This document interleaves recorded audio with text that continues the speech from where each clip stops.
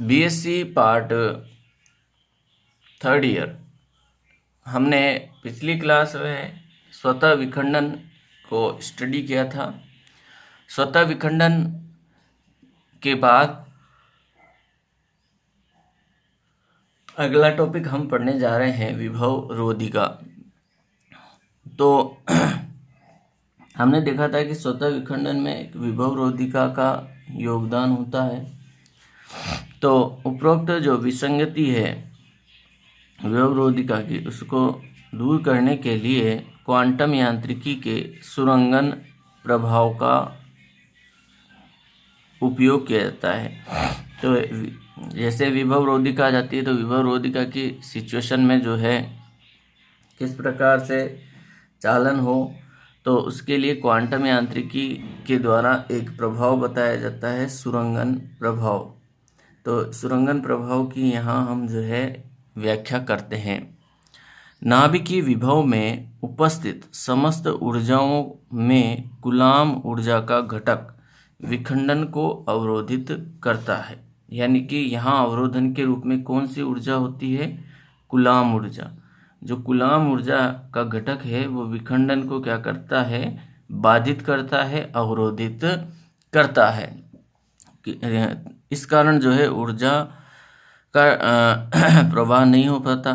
अतः विखंडन में कूलाम ऊर्जा विभव रोधिका की भांति व्यवहार करता है।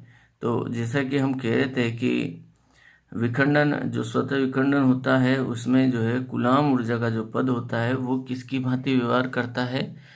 एक विभव रोधिका की भांति व्यवहार करता है। और जहाँ तक हम बात कर रहे थे सुरंगन प्रभाव की, तो जिस प्रकार एक पहाड़ होता है, पहाड़ में सुरंग बना, पहाड़ को हम एक अवरोध मान सकते हैं क्योंकि वो हमारे रास्ते में अवरोध है। पहाड़ है तब तक हम जो है उसको पार नहीं कर सकते। तो पहाड़ है तो ऐसा नहीं कि पहाड़ है होने के कारण हम उसको पार नहीं कर पाएंगे। तो पहाड़ से होकर के गुजरने के लिए हम किसका उपयोग करते हैं? फिर सुरंग का। तो सुरंग से होकर के जाते हैं जिस तरह से पहाड़ में, इसी तरह यहाँ ऊर्जा का जो ट्रांसफर है विखंडन का विखंडन कैसे हो? कूलाम ऊर्जा अवरोध के रूप में है तो फिर सुरंग बना करके यहाँ से जो पार्टिकल है वो विखंडित होते हैं। तो कूलाम ऊर्जा एक विभव रोधिका की भांति है। अब यहाँ कैसे सुरंग तैयार होती है उसे आगे डिस्कस करेंगे। कूलाम ऊर्जा व विभव रोधिका का अध्ययन करने के लिए सममित विखंडन के विपरीत प्रक्रम पर विचार करते हैं। अतः विपरीत प्रक्रम का मतलब यहाँ से यूँ है कि एक पार्टिकल जो है, एक बड़ा पार्टिकल दो समान पार्टिकल्स में विखंडित हो रहा है, तो हम जस्ट उसके विपरीत चलेंगे। हम दो अलग अलग समान पार्टिकल लेंगे और उन दोनों पार्टिकलों से मिला करके एक बड़े पार्टिकल का निर्माण करेंगे। तो ये इसके विपरीत प्रक्रम होता है। तो सममित विखंडन के विपरीत प्रक्रम पर विचार करते हैं जिसमें दो समान द्रव्यमान संख्या और परमाणु क्रमांक Z/2 के नाभिक एक दूसरे के समीप आकर नाभिक का निर्माण करते हैं। तो वही बात आ गई कि द्रव्यमान संख्या समान हो और परमाणु क्रमांक समान है, तो वो नाभिक एक दूसरे के आकार में समान होंगे, तो वो समान आकार के नाभिक का निर्माण करते हैं। तो यहाँ दो नाभिक लिए हैं हमने, पुत्री नाभिक जिन्हें हम कहते हैं A और B। इनकी रेडियस R है, इनका परमाणु क्रमांक Z/2 है, द्रव्यमान संख्या A/2 है। दोनों मिलकर के एक पेरेंट न्यूक्लियस का निर्माण करते हैं। पेरेंट न्यूक्लियस की त्रिज्या 2R और यहाँ जो है इसका द्रव्यमान संख्या A हमें प्राप्त होगी। तो देखिए, जब दोनों नाभिक एक दूसरे को स्पर्श करते हैं तो कूलाम ऊर्जा तो जो कूलाम ऊर्जा है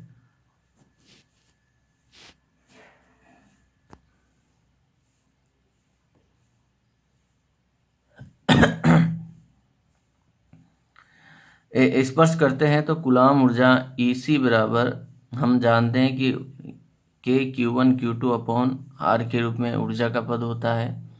तो K Q1 यहाँ ये प्रोटॉन्स की संख्या हो गई, ये आवेश E हो गया, तो ये आवेश Q1 हो गया, Z/2 इंटू E ये आवेश Q2 के रूप में हो गया। तो EC बराबर, अब चूंकि Z/2 दोनों समान हैं और E भी समान है आवेश, तो यहाँ इनका स्क्वायर हो जाएगा E² अपॉन Z²/4 के रूप में। और जो रेडियस है रेडियस जो त्रिज्या होती है एक बड़े नाभिक की, वो लेते हैं हम इस रूप में, हमने ये पहले पढ़ा है 2r0 a/2 की पावर 1/3 के रूप में, a/2 की पावर 1/3 के रूप में, ऐसा मैंने पहले बता चुका हूँ आपको फर्स्ट यूनिट में। तो त्रिज्या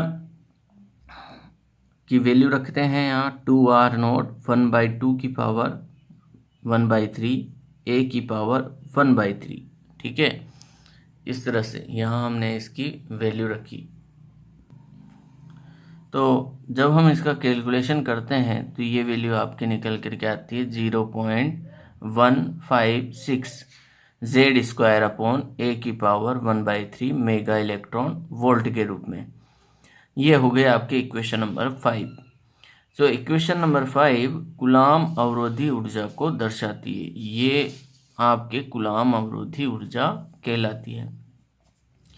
सममित स्वतः सममित विखंडन के लिए उत्सर्जित ऊर्जा का मान कूलाम अवरोधी ऊर्जा से अधिक होना चाहिए, तभी जो है विखंडन हो सकता है। क्योंकि इससे कम ऊर्जा होगी, कूलाम ऊर्जा जो अवरोधी ऊर्जा है उससे कम ऊर्जा पर तो विखंडन नहीं होगा, क्योंकि यही तो हमारे अवरोध उत्पन्न कर रही है, अवरोधी विभव के रूप में कार्य कर रही है। तो यानी कि कूलाम ऊर्जा जो 0.156 Z² अपॉन a की पावर 1/3 मेगा इलेक्ट्रॉन वोल्ट है, इससे अधिक ऊर्जा होगी तभी जो है स्वतः विखंडन की सिचुएशन हम ला सकते हैं या यूँ कह सकते हैं कि तभी जो है स्वतः विखंडन होगा। तो स्वतः सममित विखंडन के लिए उत्सर्जित ऊर्जा का मान कूलाम अवरोधी ऊर्जा से अधिक होना चाहिए। तो अधिक होना चाहिए तो energy of fusion is greater than equal to energy of Coulomb, यानी कि कूलाम ऊर्जा से अधिक है फ्यूजन यानी कि विखंडन की ऊर्जा, इसके बराबर या इससे अधिक होनी चाहिए। तो दोनों तरफ हम EC को माइनस कर देते हैं इस सर्वसमीकरण में, तो EF minus EC is greater than equal to 0। ये इक्वेशन नंबर 6 हो गई। अब हम क्या जानते हैं, हमने जो एनर्जी ऑफ फ्यूजन है उसे फाइंड आउट किया था, a की पावर 2/3 माइनस का AS यानी कि सरफेस एनर्जी का गुणांक 0.26 प्लस Z²/a AC, ये जो है कूलाम एनर्जी का पद है, कांस्टेंट टर्म है 0.37, ये इक्वेशन नंबर 7 के रूप में ले। ये मैं आप लोगों को पिछले टॉपिक में बता चुका हूँ, ये हमने फाइंड आउट किया था। EF minus EC is greater than equal to 0 की कंडीशन में इसे पुट करते हैं, तो ये हमने वैल्यूज रख दी यहाँ पर, वैल्यूज यहाँ हमने पुट कर दी और इसे अब हम सोल्व करते हैं। तो a की पावर 2/3 को यहाँ से हम कॉमन ले रहे हैं, तो देखिए a की पावर 2/3 दोनों पदों में से कॉमन ली हमने, ये a की पावर 2/3, तो माइनस का a 0.26 plus Z²/a AC 0.37 minus 0.156 Z² upon a, यहाँ शेष बचेगा यदि आप 2/3 कॉमन लेते हैं तो यहाँ ए आपके पास रह जाएगा is greater than equal to 0। तो अब हम जो है इस सर्व समीकरण में यहाँ a की पावर 2/3 है ना, तो दोनों तरफ जो है a की पावर 2/3 का भाग देते हैं। क्या करते हैं, सर्व समीकरण को सोल्व करने के लिए इसे यहाँ से हटाना है, तो a की पावर 2/3 का दोनों तरफ हम क्या करते हैं, भाग देते हैं। तो a की पावर 2/3 से a की पावर 2/3 यहाँ कैंसिल हो जाएगा, और यहाँ 0 है तो 0 में किसी भी संख्या का भाग देते हैं तो 0 हमें मिल जाता है। अब यहाँ हमारे पास रह जाएगा अंदर का पद, तो माइनस का AS 0.26 plus Z²/A AC 0.37 minus 0.5156 Z²/A is greater than equal to 0 के रूप में। तो देखिए Z²/A इसमें भी है, Z²/A इसमें भी है, तो यहाँ से Z²/A को हम यहाँ कॉमन ले लेते हैं, और हमारे पास यहाँ बचेगा AC 0.37 minus 0.156 greater than equal to 0 के रूप में। तो यहाँ फिर वही वर्क करना है, हमें Z²/A की वैल्यू फाइंड आउट करनी है, तो ये फाइंड आउट करते हैं।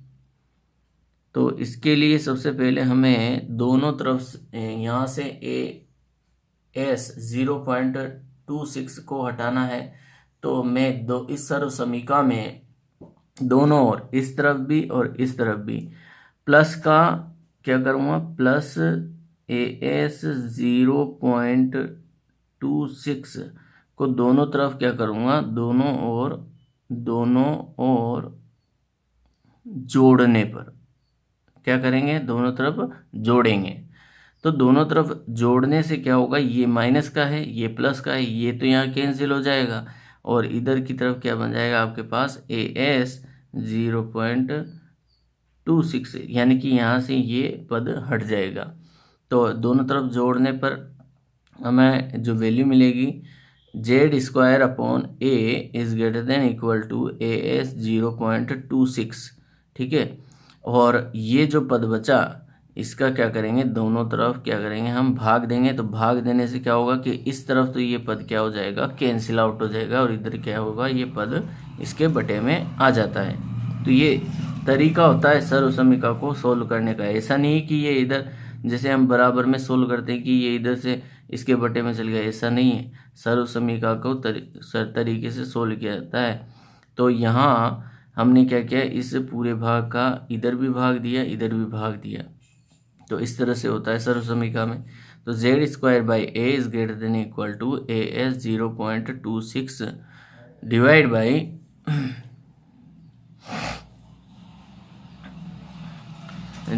बाई AC 0.37 माइनस 0.156, तो Z²/A is greater than equal to, अब AS की वैल्यू मैंने लिखाई थी, AS इज इक्वल टू, यहाँ लिख देता हूँ मैं फिर भी, AS इज इक्वल टू हमने लिखा था 13 मेगा इलेक्ट्रॉन वोल्ट के रूप में, और AC का जो मान लिखा था 0.597 मेगा इलेक्ट्रॉन वोल्ट के रूप में।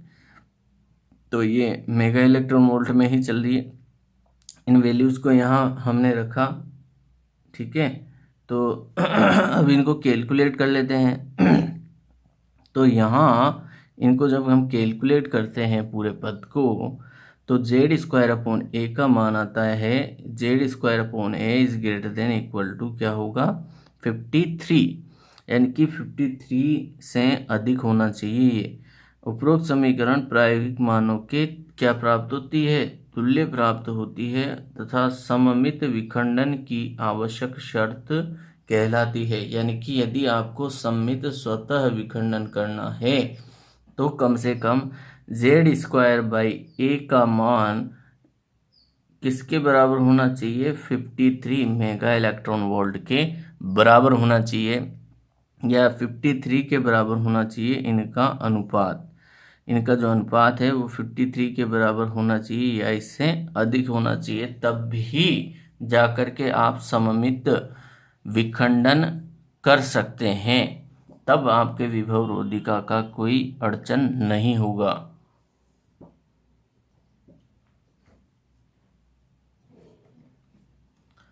तो हमने देख लिया कि स्वतः विखंडन के लिए हमें कितना चाहिए, z² का जो मान है वो 53 से अधिक होना चाहिए।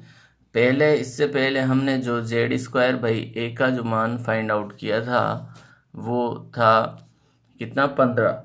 तो 15 जब z² is greater than equal to 15 होगा तो यहाँ आपके विभव रोधिका अवरोध उत्पन्न कर सकती है। तो इससे बढ़िया है विभव रोधिका यानी कि कूलाम ऊर्जा अपने अवरोध उत्पन्न नहीं करे विखंडन के लिए। इसके लिए z² is greater than equal to कितना होना चाहिए, 53 होना चाहिए। तो जब ये होगा तो आपके किसी प्रकार का कोई अवरोध नहीं होगा और आसानी से जो है स्वतः विखंडन की अभिक्रिया हो जाएगी। अब हम देखते हैं श्रृंखला अभिक्रिया को समझते हैं। चेन रिएक्शन क्या होती है उसे हम यहाँ देखेंगे कि नाभिकीय विखंडन अभिक्रियाओं में श्रृंखला अभिक्रिया किस प्रकार संपन्न होती है। तो जब किसी भारी नाभिक पर यूरेनियम, जैसे भारी नाभिक ले लिया हमने यूरेनियम का, यानी कि 92 यूरेनियम 235 हमने ले लिया। यूरेनियम पर मूल कण, ये न्यूट्रॉन हो गया, न्यूट्रॉन की बौछार की जाती है तो वह दो हल्के नाभिकों में क्या हो जाता है, बढ़ जाता है, विखंडित हो जाता है। इस स्थिति में 2 अथवा 3 न्यूट्रॉनों के साथ अत्यधिक मात्रा में ऊर्जा का उत्सर्जन होता है और इतनी अत्यधिक मात्रा में जो है ऊर्जा का उत्सर्जन होता है जिससे अभिक्रिया में उत्पन्न न्यूट्रॉन अन्य यूरेनियम परमाणुओं का क्या करते हैं, विखंडन करना शुरू कर देते हैं, जिससे यह अभिक्रिया न्यूट्रॉनों के लगातार उत्पादन के कारण अनवरत तथा सतत रूप में चलती रहती है। अतः इसे नाभिकीय श्रृंखला अभिक्रिया कहते हैं। तो देखिए भाई कि जब यूरेनियम पर हम तो शुरू में जो है केवल और केवल एक न्यूट्रॉन से अटैक करवाते हैं, लेकिन जब यूरेनियम का विखंडन होता है तो अन्य न्यूट्रॉनों का भी उत्सर्जन होता है। तो वो अन्य न्यूट्रॉन क्या करते हैं, यूरेनियम के अन्य नाभिकों को क्या करते हैं, विखंडित करते हैं, क्योंकि चेन रिएक्शन तभी चलेगी जब न्यूट्रॉनों का उत्पादन होगा। अगर न्यूट्रॉनों का उत्पादन नहीं होता है तो चेन रिएक्शन रुक जाएगी। तो देखिए यहाँ हम देख सकते हैं ये न्यूट्रॉन है, इस न्यूट्रॉन का अटैक करवाया किस पर, यूरेनियम 235 पर। ये एक बड़ा नाभिक है यूरेनियम 235 का, तो इस पर जो है अटैक करवाते हैं हम न्यूट्रॉन का। तो न्यूट्रॉन का जब इस पर अटैक होता है तो एक क्रिप्टॉन और एक बेरियम ये यहाँ पर उत्पादित होते हैं। जैसा कि मैंने पहले भी बता दिया था कि एक बड़े नाभिक से विखंडित होकर के छोटे 2 नाभिकों का निर्माण होता है। तो यहाँ क्रिप्टॉन और बेरियम का जो है नाभिक बनता है और साथ में 3 न्यूट्रॉन भी उत्सर्जित हो रहे हैं। क्या हो रहे हैं, 3 न्यूट्रॉनों का उत्सर्जन हो रहा है और यही 3 न्यूट्रॉन आगे के अन्य जो यूरेनियम पार्टिकल हैं उन यूरेनियम नाभिकों को क्या करते हैं, विखंडित करते हैं। तो जैसे ये न्यूट्रॉन यहाँ गया, इस यूरेनियम पे अटैक किया, इस न्यूट्रॉन ने इस यूरेनियम को अटैक किया, फिर क्रिप्टॉन बेरियम बने और फिर यहाँ पर 3 अन्य न्यूट्रॉनों का उत्सर्जन हुआ, यहाँ पर भी न्यूट्रॉनों का उत्सर्जन हुआ। तो इस तरह से जो है न्यूट्रॉनों की संख्या बढ़ती जाती है और फिर ये न्यूट्रॉन इस अन्य यूरेनियम नाभिक को अटैक करेगा, फिर यहाँ न्यूट्रॉनों का उत्सर्जन होगा, क्रिप्टॉनों का, बेरियम का उत्सर्जन होगा, यहाँ पर भी ये अभिक्रिया, यहाँ पर भी ये अभिक्रिया, यहाँ पर भी अभिक्रिया। तो इस प्रकार ये जैसे 1 से शुरू किया था, फिर 2, फिर 2 से 4, 4 से फिर 10, इस प्रकार ये अभिक्रिया चलती जाती है और बढ़ती जाती है। इसी कारण हम कहते हैं कि जो न्यूक्लियर एनर्जी है बहुत ही ज़्यादा मात्रा में जो है ऊर्जा का उत्पादन करती है। और हमने देखा था कि 1 किलोग्राम यूरेनियम जो है कई जो है mega electron volt kilowatt hour के रूप में जो है एनर्जी को उत्पादित करता है। तो देखिए, ये मैंने आपको पहले भी बताया था। तो यहाँ आप देख सकते हैं कि 1 किलोग्राम यूरेनियम के विखंडन से कितनी ऊर्जा उत्पादित हो रही है। 82.17 इंटू 10 की पावर 12 जूल के करीब। 82.17 इंटू 10 की पावर 12 जूल एनर्जी का उत्पादन होता है। और यदि आप इसे किलोवाट आवर विद्युत शक्ति के रूप में परिवर्तित करें, विद्युत शक्ति ऊर्जा के रूप में, विद्युत ऊर्जा के रूप में, तो विद्युत ऊर्जा के रूप में भी आपको जो है 2.28 इंटू 10 की पावर 7 किलोवाट आवर एनर्जी प्राप्त होती है। तो इतनी अत्यधिक मात्रा में ऊर्जा किसी अन्य स्रोत से प्राप्त करने के लिए यदि आप कोयले से भी उत्पादित करना चाहेंगे तो उसके लिए आपको 2000 टन, कितना, 2000 टन कोयला जलाना पड़ेगा, तब जाकर के इतनी ऊर्जा उत्पादित होगी। जबकि यहाँ 1 किलोग्राम यूरेनियम जो है आपको कितनी ऊर्जा दे रहा है, 82.17 इंटू 10 की पावर 12 जूल ऊर्जा दे रहा है। इसीलिए जो है न्यूक्लियर एनर्जी की ओर फोकस किया जा रहा है।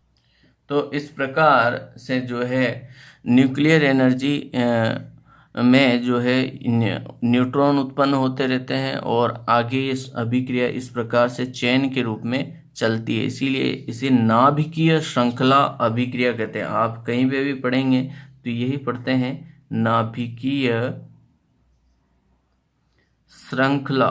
तो ये श्रृंखला शब्द जो है इस चेन के कारण ही जुड़ा है, श्रृंखला अभिक्रिया, क्योंकि ये अभिक्रिया एक बार शुरू होने के बाद चलती जाती है, चेन के रूप में चलती रहती है जब तक वो पार्टिकल खत्म नहीं हो जाता। तो ये चेन के रूप में श्रृंखला अभिक्रिया चलती है न्यूक्लियर की। तो आज की क्लास में इतना ही। नेक्स्ट क्लास में नेक्स्ट टॉपिक लेंगे। Thank you.